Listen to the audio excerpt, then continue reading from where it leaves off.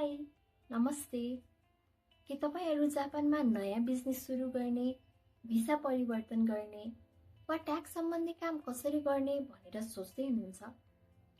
यदि त्यसो हो भने तपाईहरुसित हुनै पर्ने महत्त्वपूर्ण कागजात हो जुमिन्ह्यो।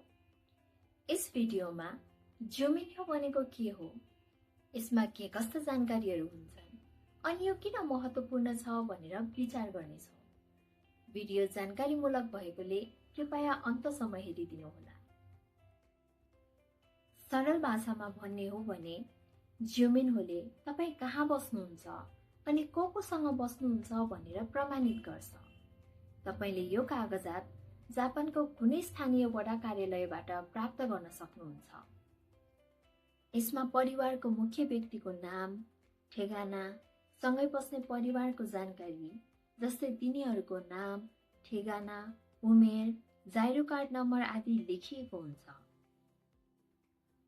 त्यसो भए जुमिन्ह्यो किन महत्त्वपूर्ण छ अनि हामीले यो सधैँ किन अपडेटमा राख्नुपर्छ? आउनुहोस् तीनवटा कारण विचार गरौँ। 1. भिसा।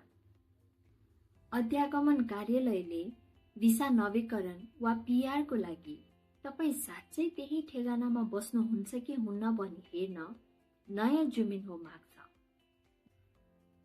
2. कर।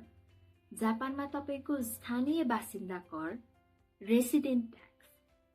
जनवरी 1 तारिखका दिन तपाईको जुमिन्ह्यो जहाँ दर्ता छ त्यहीको आधारमा हिसाब गरिन्छ।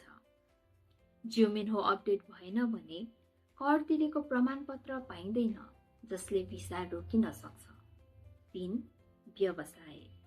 यदि तपाई कम्पनी खोल्दै हुनुहुन्छ वा बिजनेस म्यानेजर भिसा लिँदै हुनुहुन्छ भने जुमिन्ह्यो बिना कानुनी रूपमा कम्पनी दर्ता गर्न वा कर्पोरेट बैंक अकाउन्ट खोल्न मिल्दैन। त्यसैले जापानको जीवन पूर्ण तनावमुक्त बनाउन चाहनुहुन्छ भने यो कार्ड सधैँ अपडेटमा राख्नुहोला। यस्तै अन्य टिप्सको लागि हामीलाई फलो गर्न नबिर्सिनुहोला। धन्यवाद।